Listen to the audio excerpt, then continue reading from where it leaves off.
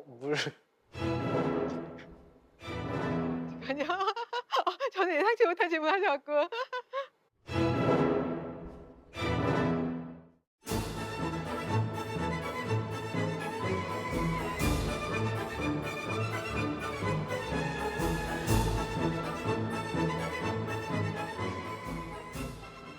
얼음이 녹으면 당연히 물이 되는 거 아닌가요?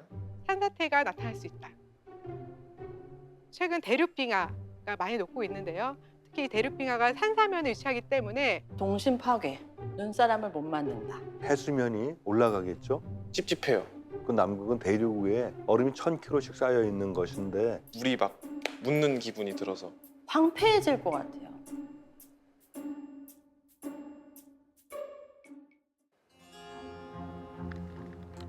음악이 기후를 만나면 어떤 일이 벌어질까요?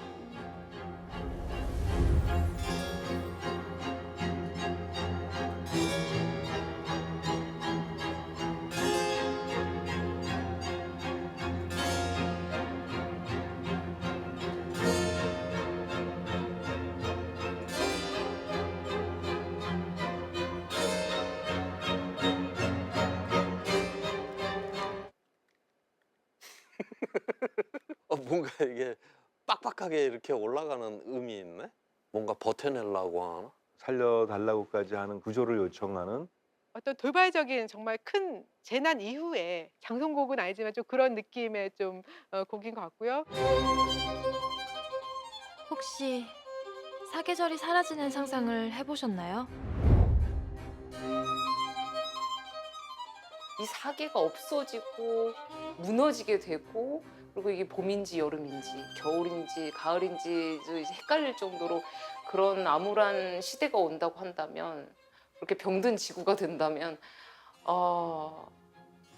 지금 우리의 문명의 절반 이상을 잃어버린다. 이 세상은 완전히 아수라장, 거의 지옥과 같은 세상이 된다라고 하는 걸 의미를 하는 것이에요.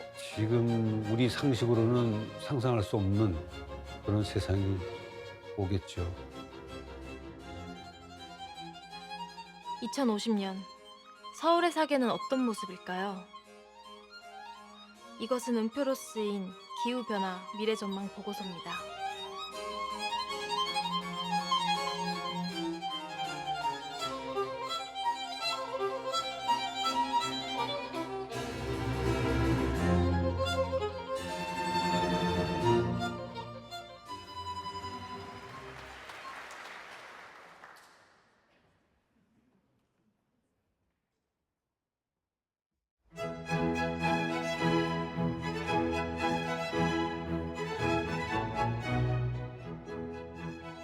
한 번쯤 들어본 음악이죠? 사계절의 아름다움을 묘사한 비발디의 명곡 사계입니다.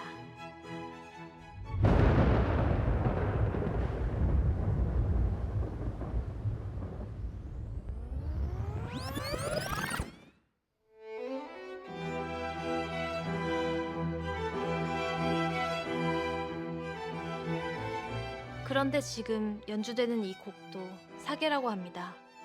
우리가 알고 있는 멜로디가 아닌데요. 어찌된 영문일까요? 비발디 사계는 현악기로만 구성이 되어 있는 그런 작품이고, 현란한 테크닉, 금관악기가 따라하기 힘든 그런 요소들이 많아서 재차 여쭤봤었어요. 금관악기가 정말로 들어가는 거 맞냐고.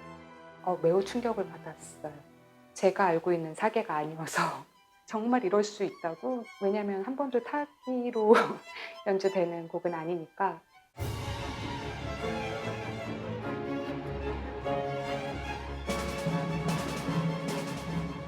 비발디의 사계를 바탕으로 2050년의 사계를 상상한 곡입니다.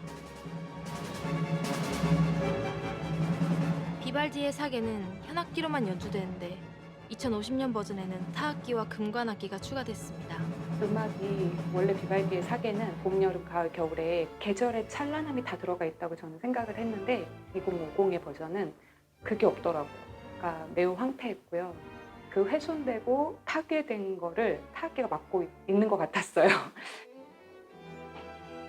이 연주를 위해 프로젝트 오케스트라가 꾸려졌습니다. 제가 곡을 들었을 때 되게 신기한 감정이 하나 느껴졌거든요. 경각심? 음악으로 경각심을 줄 수도 있겠구나. 음악에 저는 힘이 있다고 생각합니다. 다음 세대를 위해서 우리가 무엇을 더 할 수 있을지를 좀 더 고민해보는 그런 공연이 되었으면 좋겠고. 다들 같은 사명감으로 한자리에 모였죠. Yeah, this is an issue that is important to me, and of course, I'm very always excited to play with Jiyoung. 솔리스트 임지영 선생님이랑 악장 웨인 선생님만 쳐다보면서 같이 따라가려고 이렇게 연습을 했어요. 그리고 제안을 흔쾌히 받아들인 또 다른 이유. 저는 바이올리니스트 임지영입니다. 세계 3대 콩쿠르인 퀸 엘리자베스에서 우승한 임지영 바이올리니스트가 이번 공연을 이끌기 때문이죠. 첫 리허설 때는 정말 그 혼돈이라고 얘기를 정말 그 단어 하나로 모든 게 설명이 되는데, 왜냐하면 맞게 연주했음에도 불구하고 뭔가 맞지 않은 것 같은 그런 불안전함을 주기 때문에 굉장히 패닉에 빠졌어요.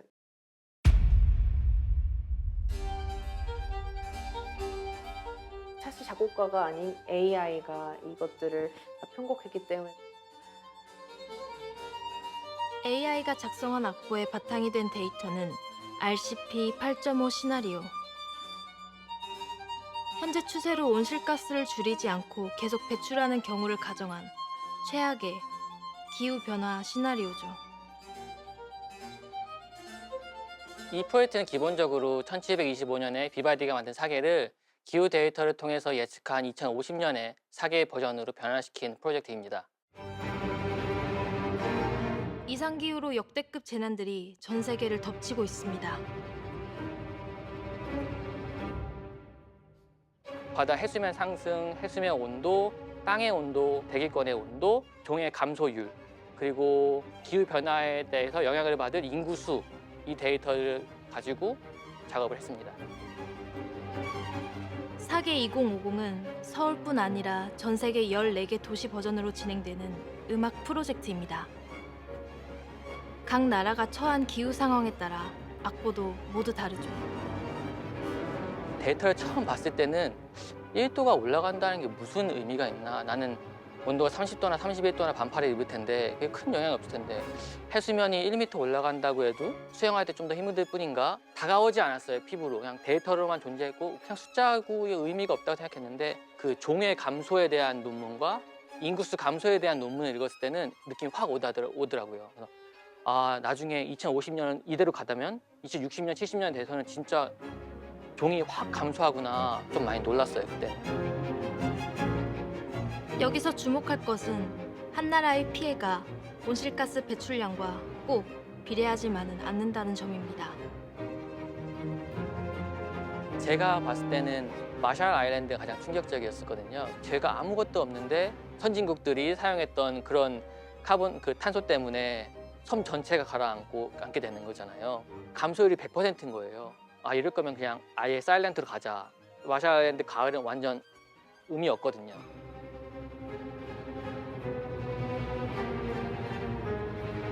근데 더 슬픈 건 힘이 없는 나라기 때문에 아무 말도 할 수가 없구나. 그래서 좀 가슴이 아프더라고요. 그렇다면 2050년 서울의 악보는 어떨까요?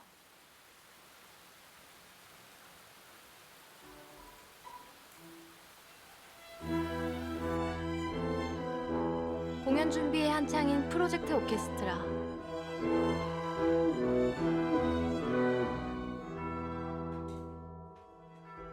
비발디의 사계에서 밝고 활기차게 연주되던 봄이 사뭇 달라졌습니다.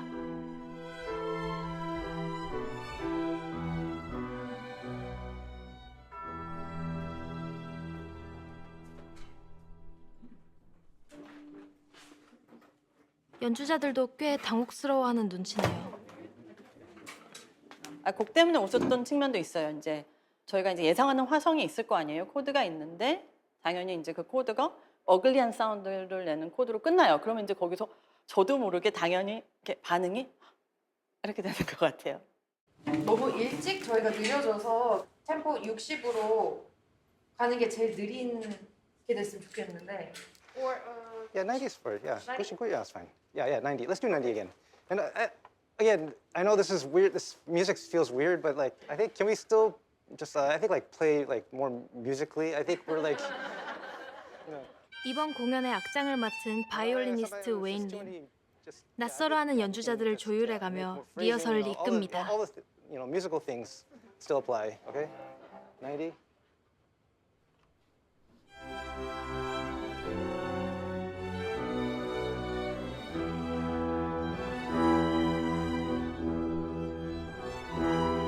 Yeah, it just felt like alien music. Felt like something from another planet. 어? 이게 사계라고?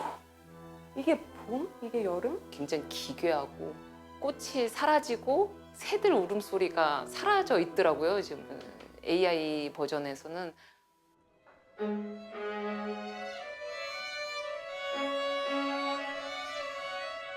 정말 2050년에는 이런 기괴한 사계를 만나게 되는 걸까요?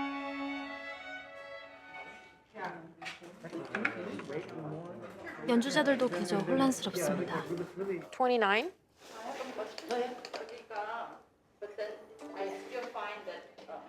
뜻밖의 악보에 토론이 벌어지기도 합니다. 약간 조금 Yeah. I think yeah. It doesn't. Yeah, it 이게 doesn't. show- 새 쿠쿠 그 근데 얘가 멸종됐어요 지금. Yeah. 멍멍해. Oh yeah, 멍멍해. 네, 약간 아픈 애예요. 그러면 이렇게 건강한 왜 그러면 안 돼?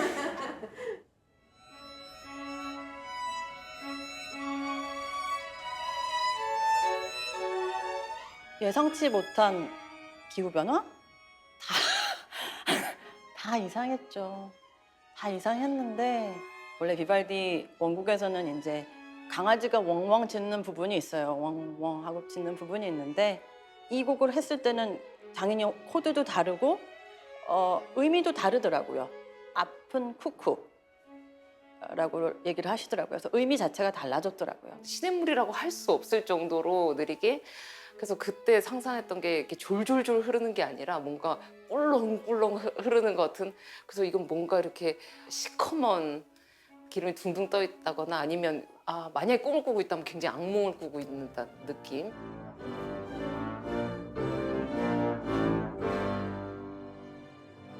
어쩌다 이런 악보가 탄생하게 된 걸까요?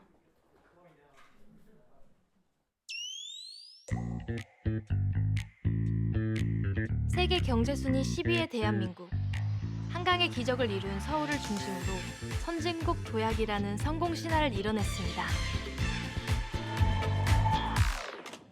그러나 눈부신 경제 성장 뒤에는 온실가스를 배출하는 엄청난 화석 연료의 사용이 있었습니다. 지난 1997년 온실가스를 줄이자는 기후변화 협약이 교토에서 체결됐습니다. 당시 대한민국은 개발도상국이란 이유로 감축 대상에서 제외됐죠. 1998년도에 교토 의정서를 맺을 때는 선진국들끼리만 알아서 줄였어요. 우리나라는 좀 이제 잘 사는 나라가 아니라고 그래서 제외를 시켜줬습니다. 자, 선진국은 그동안에 재생에너지 기술이라든가 이런 거를 수준을 확 올려놓은 그러한 상황이 있어요. 우리가 98년도에 거기에서 빠졌던 게 지금은 독이 돼 버렸습니다. 그래서 지금 OECD 국가 중에서 이 재생에너지와 관련된 이 비율이 가장 낮은 나라가 대한민국인 이런 상황이 지금 되어버렸어요. 기후 악당이라고 하는 이런 소리까지 지금 들어야 될 정도로 소리는 요란한데 실천은 거의 하지 않는 그러한 나라가 지금 대한민국의 수준이다라고 하는 것이죠.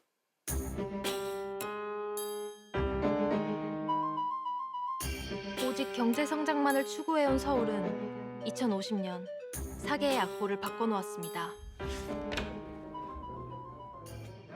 나름대로의 어떤 정확한 정보 수집도 필요했었고 사실 작곡가가 아닌 AI가 이것들을 다 편곡했기 때문에 제가 AI한테 물어볼 수는 없었잖아요. 그래서 설득력 있게 어떻게 풀어낼 것인가에 대해서 좀 많이 생각하면서 연주 준비를 했었던 것 같아요.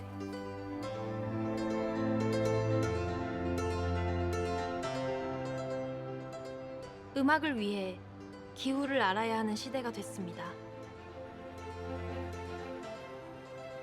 안녕하세요. 안녕하세요. 안녕하세요. 저는 이찬입니다. 네, 임지영입니다. 네.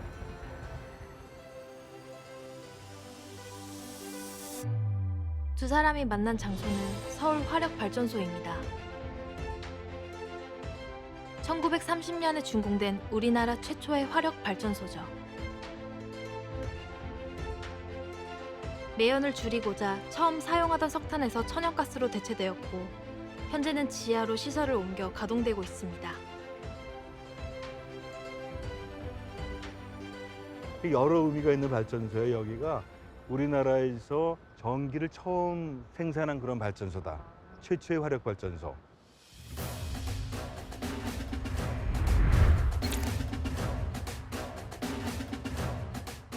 경제개발의 원동력이 되는 산업전력을 확보하기 위해 당일리 발전소에서는 4호기와 5호기 신설 공사가 빛을 올리고 있습니다. 당일리 발전소를 시작으로 우리나라는 필요한 에너지를 화석 연료에서 대부분 조달했습니다. 그렇게 100년 가까이 탄소를 배출하는 경제를 성장시켜 온 것이죠.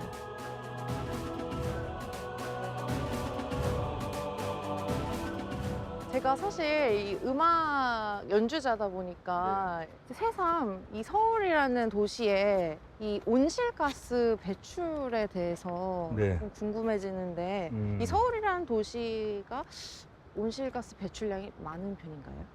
우리나라의 배출량은 한 7억 톤이 좀 넘거든요. 왔다 갔다 하는데 우리나라의 온실가스 배출량은 경제 성장의 속도만큼이나 꾸준히 늘어왔습니다.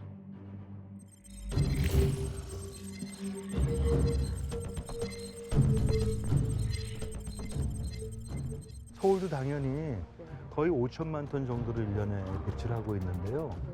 근데 사실 이런 거 저도 입고 다니고 뭐 또 어떤 건물을 지으려고 하면 시멘트나 철근 같은 게 필요하잖아요. 네. 그걸 고려하면 제가 보기엔 한 1억에서 1억 5천만 톤 정도 될 거라고 생각이 듭니다. 어마어마한 양. 그러면 우리나라 전체 배출량의 한 5분의 1 정도인데 네. 서울의 인구가 우리나라 전체에 딱 5분의 1이에요. 또 온실가스 배출량이 다른 나라들은 줄어들어요. 선진국이라고 하는. 근데 우리는 1990년부터 지금 30년 동안 140%가 늘었어요. 온실가스가 늘어갈수록 기후 위기의 시계는 더 빨라집니다. 이 비발디 원곡과 가장 다르다고 느꼈던 계절 중에 하나가 이제 여름이거든요. 그리고 이제 이번 여름에 상당히 한국에 많은 안 좋은 기후 악재들이 있었잖아요. 네, 네. 그리고 이제 2050년에 여름은 오히려 어떻게 보면 그거보다 더 안 좋게 뭐 기온이 솟구친다든지 이상 기후로 간다든지 뭐 이런 것들을 제가 음악으로서 표현을 하려고 뭐 아이러니한 말이지만 좀 노력을 많이 했어요. 기후 위기라는 거대한 재앙을 음악으로 풀어내야 하는 연주자들. 이제 공연이 얼마 남지 않았습니다.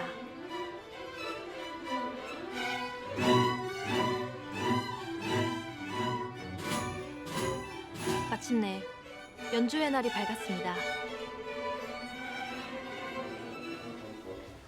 무대에 오르기 전 가장 긴장되는 시간인데요.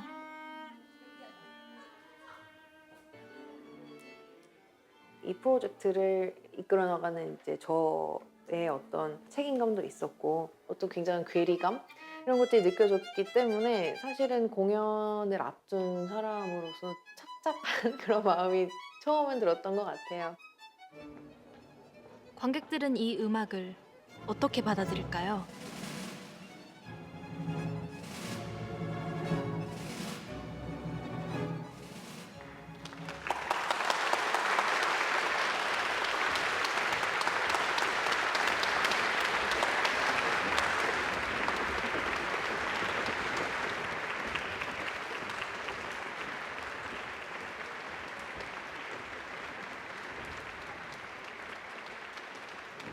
사실 클래식을 모르는 사람도 그런 자기 한 번씩은 들어보셨고 이거 이상한데? 뭔가 틀린 거 아니야? 이렇게 느껴질 정도로 확실하지 않은 음악의 형태를 띠고 있기 때문에 더 이진우가 괴리감을 느끼고 그런 것이 결국에 2050의 현실이 아닌가 그렇게 생각합니다.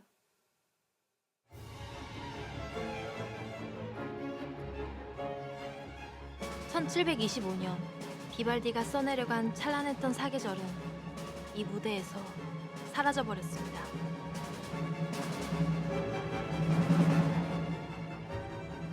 우리는 이미 요동치는 기후변화와 위기를 지난 여름에 체감했습니다.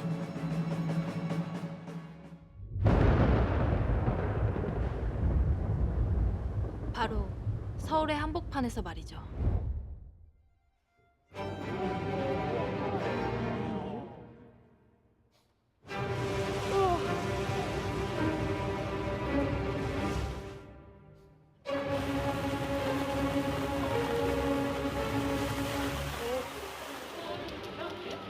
누군가는 자연 재앙이라고 했고 누군가는 인재라고 했습니다.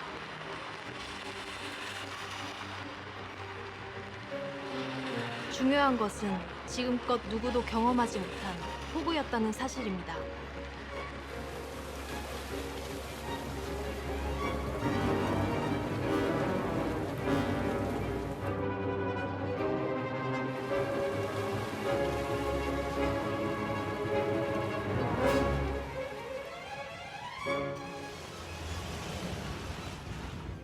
여기 지금 침수되었고 기념편들이 무거워요. 아슬하지 않아요.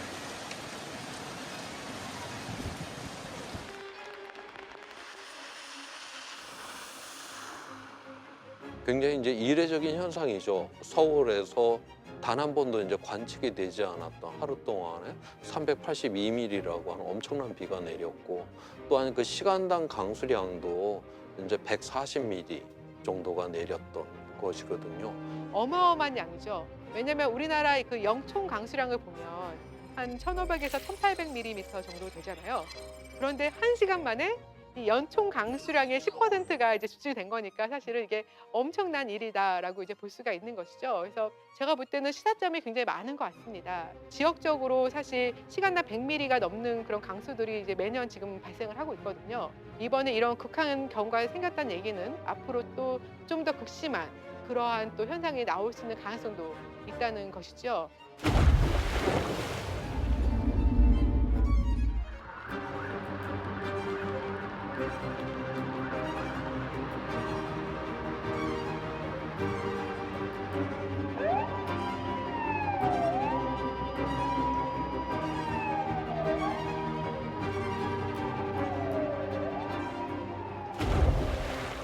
기후위기 앞에 더 이상 서울은 안전지대가 아니었습니다.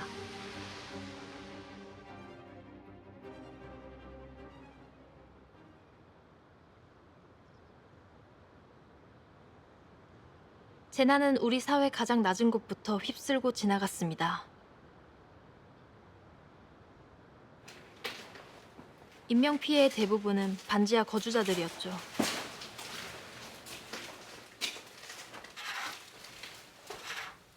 침수된 반지하 건물은 3주가 지나도 복구되지 못한 채 처참한 흔적을 안고 있습니다.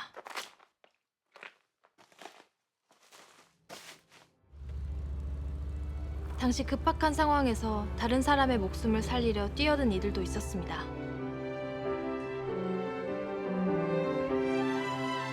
저희 집 바로 앞에 골목길도 물이 무릎까지 차가지고 파도가 치고 있던 상황이었고, 주차장 쪽에서 막 쿵쿵 치는 소리가 들리길래 무슨 일인가 해서 가서 봤더니 사람 갇혀 있다고. 거기 안에서 열어야 돼요. 안에서 열어야 돼요. 안에서 열어야 돼. 창문을 열어봐. 밑에 잠근 장치 열어. 잠근 장치. 이제 반지하가 물이 사람 키 높이 이상까지 차서 호수가 확인이 안 된다 그러길래 제가 들어가서 확인해보겠다 그러고 이제 수영을 해서 들어가려고 했는데, 이제 들어가면서 이제 계속 사람 있어요 라면서 소리를 치면서 들어갔는데, 지금 구하면 구할 수 있겠다라는 생각이 들어서 같이 깨고 할 때 이제 옆에서 같이 도와드렸었죠. 기다려. 야, 좀만 참아. 침착하게 있어. 좀만 기다려. 봉기.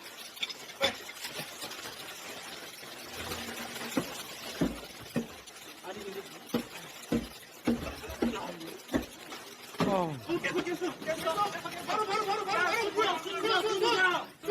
숨 쉬어. 아니 이거 숨 쉬고. 오케이. 나와. 괜찮아. 나와. 됐다.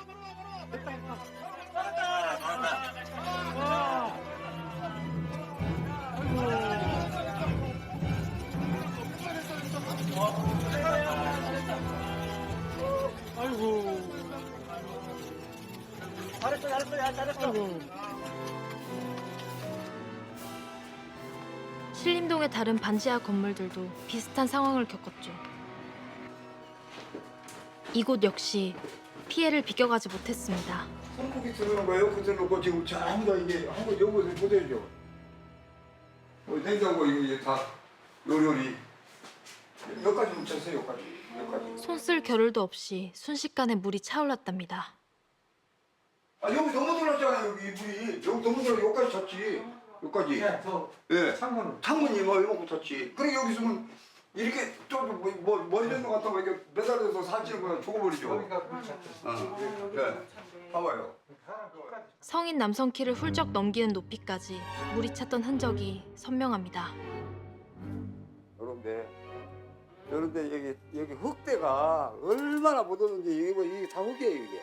여기가 흙이라고 이렇게 이제 덮고 이걸로 긁어내고 이렇게 한 거예요. 이렇게 앉아가지고 옷도 뭐 좋은 거 입을 수가 없어요. 이렇게 하고 이렇게 하다가 앉았다고 이렇게 하다가 또 일하고 이렇게 하다가 또 일하고 그래. 아이고 안장하는 거죠. 50년 넘게 이 동네 살면서 이런 극단적인 비는 처음이었다고 합니다. 옥탑에도 물이 차요. 워낙 비가 많이 오니까 이 구멍이 잘 못 빠져나가요. 그리고 여기서 계단을 타고 내려오니까 그걸 전기가 나가니까 그걸 빨리 가서 저 전기 끌라고 내려다가 뒤로 그냥 몇 번 넘어져 버렸어요. 네, 여기까지 차가지고 3사람 4사람이 이렇게 이불을 넣고 밀어도 계속 물이 들어오는 거예요. 쏟아지는 빗물은 계단을 타고 내려와 반지하 가구들을 집어삼켰습니다. 물을 오는데 이게 지하로 들어가서 사람 다 꺼내고 먼저 사람 죽잖아요. 문을 못 열어요. 물이 많이 차면 문을 열 수가 없어. 그러니까 사람을 먼저 다 꺼냈지.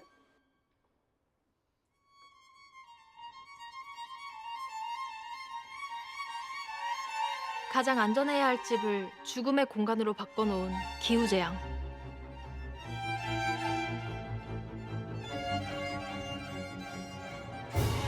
문제는 이런 재난이 더 자주, 더 크게 나타날 수 있다는 겁니다. 지금 지구 평균 기온은 1도 상승했는데 수증기는 6.7%가 늘어났는데 2015년 유엔의 그 파리 기후 협약 2도를 막자라고 했잖아요. 만약 2도가 상승을 하게 되면 약 14% 수증기가 늘어나게 될 것이다라고 그렇게 보고 있고 우리가 기후 위기를 거의 이제 대응하지 않는 그 상태, 지구 평균 기온이 한 4도 정도까지 올라가게 되면 공기 중에 수증기가 한 40% 정도까지 늘어나게 될 거다라고 보고 있어요. 그만큼 강력한 비가 내릴 수가 있다라고 하는 것이죠. 이 온실가스는 한번 나오게 되면 얘는 온실가스는 줄어들지가 않거든요. 그대로 공기 중에 남아있기 때문에 현재보다 우리가 더 강한 이런 홍수성의 강수를 우리가 경험할 가능성이 더욱더 높다라고 그렇게 볼 수가 있습니다. 고작 3시간 폭우에 초토화된 도시.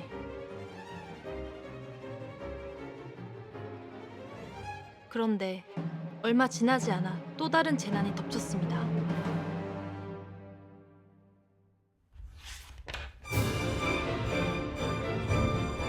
강력한 세력을 키우며 한반도로 돌진해온 태풍 흰남노.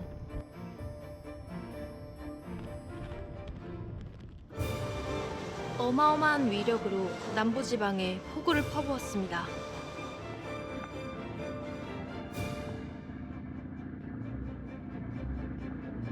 순식간에 불어난 물은 안타까운 생명들을 앗아갔습니다. 특히 이제 우리나라 같은 경우는 태풍의 영향을 가을에는 많이 받게 되는데 지구 온난화가 더 심화가 되면 이제 슈퍼 태풍이라고 부르는 강도 높은 태풍의 빈도는 또 증가할 수 있고 강도도 증가할 가능성이 크거든요. 해수면의 온도가 상승을 하게 되면 그만큼 해양에서 대기로 많은 수증기가 증발하게 됩니다. 바로 징발된 그 수증기가 태풍의 에너지원인데 그래서 한번 일단 발생을 하게 되면 굉장히 강력한 태풍이 이제 발생을 하게 될 것이다. 생각해 볼 것은 과연 우리 사회가 이러한 심화되는 기후 변화에 대비가 되어 있느냐. 결국 이 문제는 나의 문제이고 우리의 문제이고 우리가 대응하고 해결해야 되는 것이다 라고 이야기하는 것 같아요.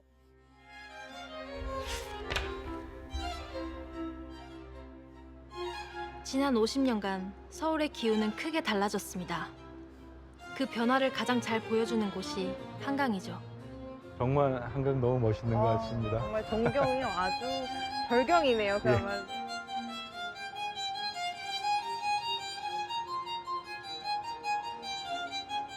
여기 지금 이렇게 물이 뭐 반짝반짝하고 지금 물론 가을이니까 얼음 네. 있을 때는 아니지만 겨울에도 요즘 얼음이 잘 얼지 않는다 그러네요. 그렇죠. 저는 네. 얼어 있는 거 거의 못 본 것 같아요. 겨울에 옛날에는 여기서 빙상 경기도 하고 많은 분들이 스케이트 탔었는데 한강에서요? 네. 한강이 그렇게 얼 때가 있었나요? 그 한강이 한 60년대 초반까지는 한강에서 얼음을 잘라 팔았어요.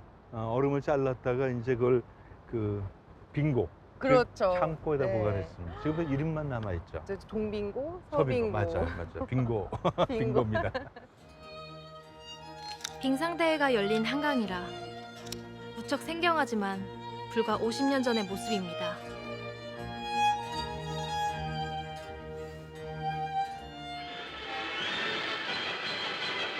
전국 스포츠 팬들의 관심을 집중시킨 가운데 한강에서 1월 21일부터 이틀 동안 제42회 전국체육대회 동계 빙상경기대회가 개최되었습니다. 곧 스피드 경기로 들어갔는데 5색의 유니폼으로 날쌘 제비처럼 몸을 단장한 600여 명의 선수들, 종목에 따라서 경기 코스에 나서자 속력을 내는 데 있는 힘을 다하고 있습니다. 그런데 이번 대회에서는 공교롭게도 얼음이 나빠서 선수들의 컨디션 극히 불량한 바 있어 여러 부문에 아무런 신기록도 못 내고 끝났습니다. 저희 세대가 느끼는 그 사계절은 굉장히 뚜렷했죠. 봄, 여름, 가을, 겨울의 양이 거의 비슷할 정도로 오히려 여름이 그렇게 많지 않았고 겨울이 좀 길었던 생각이 나서 참 추웠던 생각이 나는데 제가 초등학교 때 한강에서 스케이트를 탄 사람이니까 그리고 인공 스케이트장보다는 뭐 청경궁이라든가 경복궁 이런 데에서 연못에서 많이 탔고 논에다가 물 댔는데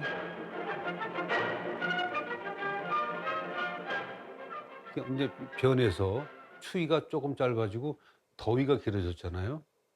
앞으로 태어나는 사람들은 옛날의 기후는 전설적으로 들어서 알기만 하지 바뀐 기후가 그 사람들의 기후일 거예요.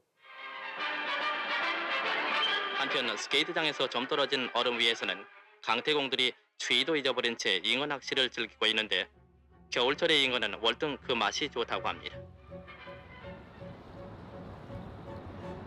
우리가 느끼지 못하는 사이 한강은 많이 변했습니다. 근래에 한강이 잘 얼질 않아요. 우리가 한강이 언다고 그러는 것은 일정한 장소를 정해놨습니다. 기상청에서. 한강의 결빙을 판단하는 관측 지점은 한강대교 아래.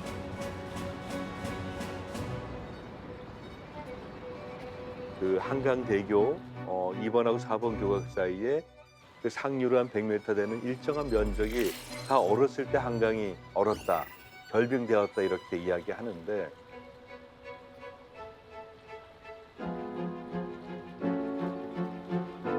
(1906년에는) 무려 75일간 한강이 얼어 있었어요. 2006년, 또 2019년, 또 바로 지난 겨울 한강이 얼지 않았습니다. 한겨울에도 바람이 불면 한강이 약간씩 이렇게 표면이 흔들리는 걸 볼 수 있거든요.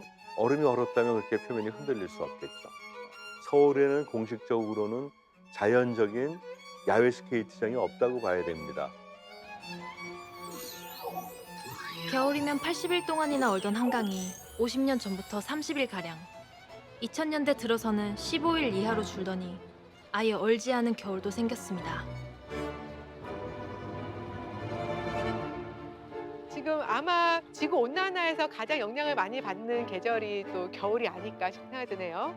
특히 이제 굉장히 많이 짧아지고 있죠. 극단적인 ICP 8.5 시나리오로 가는 거 보면 이제 여름은 2100년도에 한 180일 정도 되지만 겨울은 한 40일 정도 될 것이다. 그런데 우리가 하나 배제할 수 없는 것은 북극 지역에 있는 기류가 급작스럽게 이제 우리나라로 유입이 되면 극단적인 어떤 한파가 발생하는 그러한 케이스가 발생하는 것에 대해서도 우리가 가능성을 배제할 수 없을 것이다라고 보고 있습니다.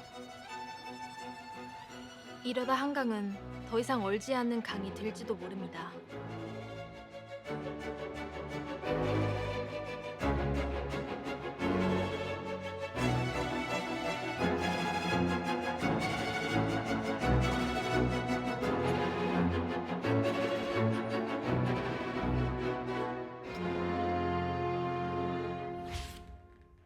봄의 일악장 같은 경우에는 정말 듣기만 해도 뭔가 화사하고 뭔가 생기가 막 느껴지고 그런 주제를 갖고 시작을 한다면 이제 분명히 같은 모티브를 갖고 시작을 했으나 굉장히 삭막하고 음들이 생기가 없고 생명력을 잃은 계속 추락하는 좀 그런 느낌이 전 들거든요.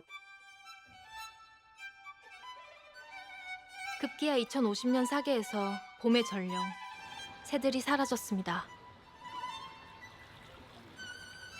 실제 서울에서 살아가던 새들이 우리 곁을 떠나고 있습니다. 한강 한가운데 밤톨처럼 생긴 섬. 일반인의 출입이 통제된 밤섬은 멸종 위기종을 포함해 다양한 새들이 살아가고 있는 서식지죠.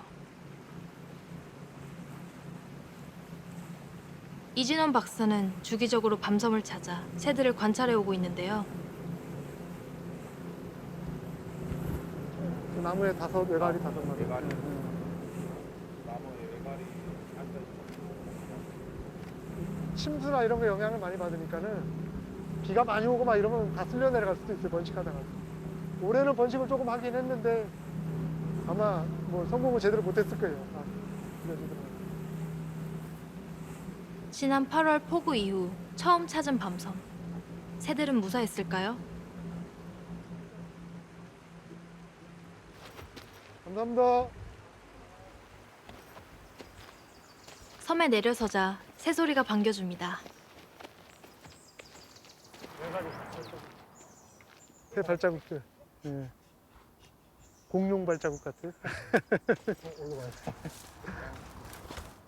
이게 원래 없던 흙들인데 지난번 비에 싹 다 물려서 덮은 거예요, 흙이. 아, 여기가 원래 이렇게 진흙이 덮여 있던 땅이 아니고. 아니 원래 봄에는 풀이 이렇게 여기까지 올라와 있었어요. 이제 5월 달에 왔을 때는. 근데 6월, 7월 비 내리면서 이제 상류에서 뻘이 와가지고 다 덮어버린 거지. 그리고 다시 올라오는 거예요, 지금. 밤섬도 폭우 피해를 입었습니다.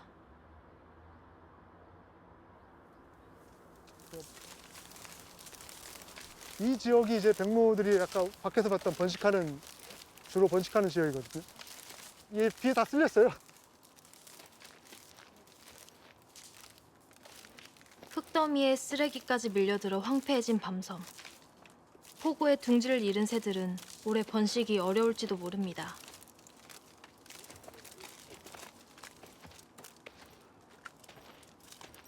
원래는 둥지가 있어야 정상이거든요. 근데 이제 다 쓸려 내려간 거죠. 저것도 지난달 폭우 때문에. 네, 다 쓸려 내려간다고 봅니다. 5월 달에 왔을 때 저 위에도 있고 몇 쌍 번식했었지 그때? 15쌍. 제가 보인 것만 이제 그 정도 했으니까 그때는 더 빽빽하거든요, 이거. 근데 그런 것들이 뭐 흔적이 안 났고 몇 개 이렇게 안 보이는 거 보면은 다 쓸려 내려간 거예요. 새들은 기후변화에 민감합니다. 서서히 높아진 서울의 기온은 새로운 새들을 불러들이기도 했지만 또 많은 새들을 떠나가게 했습니다.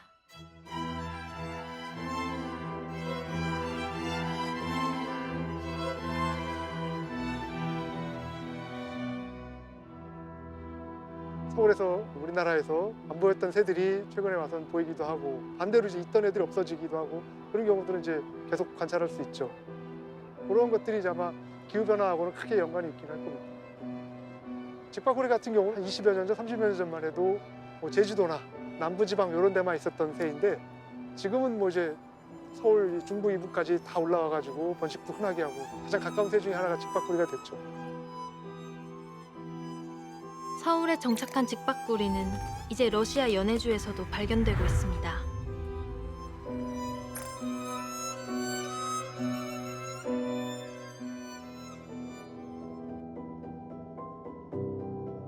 곤줄박이, 쇠 딱따구리, 노랑 턱매새, 까치, 맷비둘기, 붉은 머리 오목눈이, 박새, 꿩, 쇠박새, 직박구리, 참새. 서울 대부분 지역에서 흔히 볼 수 있는 텃새들입니다. 서울의 텃새 11종이 2050년이면 사라질 수 있다는 연구 결과가 나왔습니다. 기온 상승으로 텃새의 서식지가 점점 줄어드는 것이죠.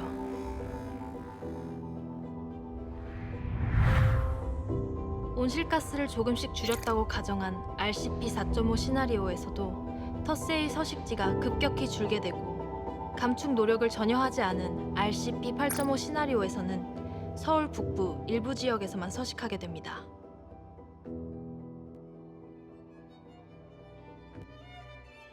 기후 변화로 분명히 없어지는 새뿐만 아니라 생물종들이 있을 거고, 그것들을 사실 지키려는 노력 필요할 수도 있는데, 기후 변화가 일어나면 지킨다고 해서 지킬 수 있는 건 아니겠죠. 궁극에는 어떤 종의 구성이 바뀌어 나갈 가능성이 상당히 높을 것 같아요. 생태계 많은 종들이 이 지구 온난화 수준이 높아지면은 더 이제 멸종 가능성이 높아지게 되는 것이죠. 새 종이라든지 생물 종들이 멸종이 나타나게 될 확률이 큰 것이고, 그것은 단순히 한 종의 그 멸종에서 끝나지 않은 것 같습니다. 이 자연 생태계는 같이 맞물려 있잖아요. 그렇죠? 그렇기 때문에 하나의 종이 무너진다는 얘기는 또 그 다음 상위 종에 영향을 미칠 수가 있게 되는 것이죠. 그것은 곧 인류가 생존하기 힘들어진다는 이야기와 다르지 않습니다.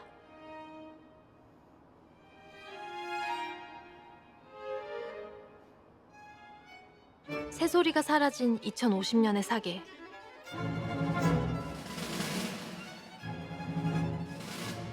이 음악을 만든 건 바로 우리 아닐까요?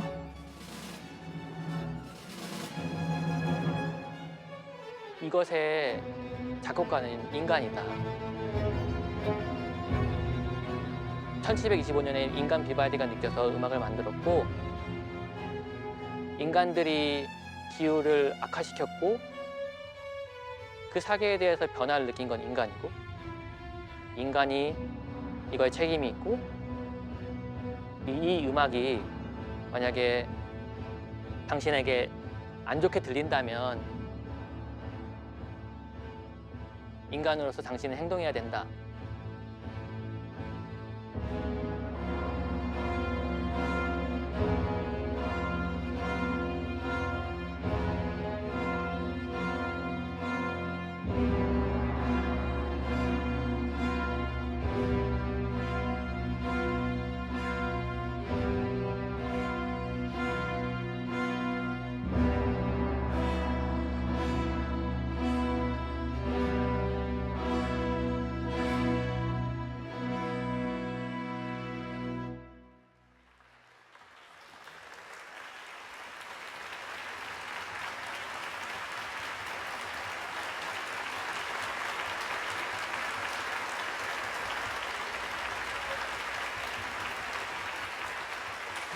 이렇게 집에 가기에는 너무 마음이 무거우니까 비발디 원곡 4개 중에 아마 가장 사랑받는 봄의 1악장 들려드리고 인사드리도록 하겠습니다.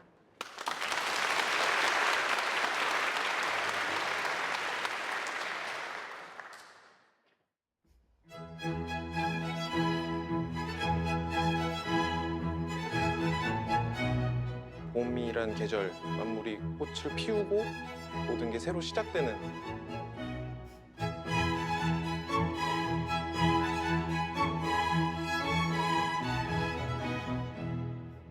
그런 밝고 화사한 느낌의 그런 봄을 이제 다음 세대한테 물려줘야 된다고 생각합니다.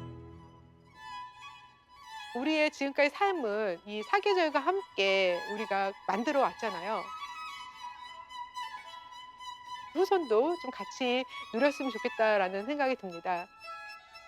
2050년 그거 생각할 때 진짜로 그럴 것 같아서 무서웠어요. 우리 아이가 27살 생일을 맞았을 때 봄이나 여름은 어떨까 하니까 아찔한 생각도 좀 들었어요.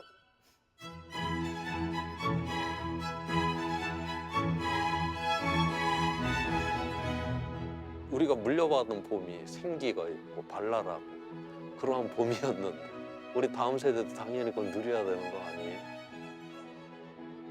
우리가 물려준다기보다는 우리는 빌렸다니까요, 지구를. 우리 다음 세대한테 멀쩡한 상태로 넘겨줘야죠.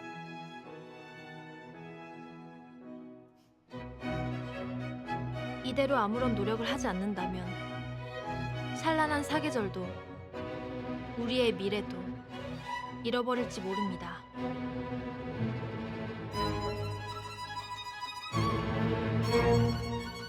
망가진 음표들이 서울의 사계를 채우게 그냥 두시겠습니까?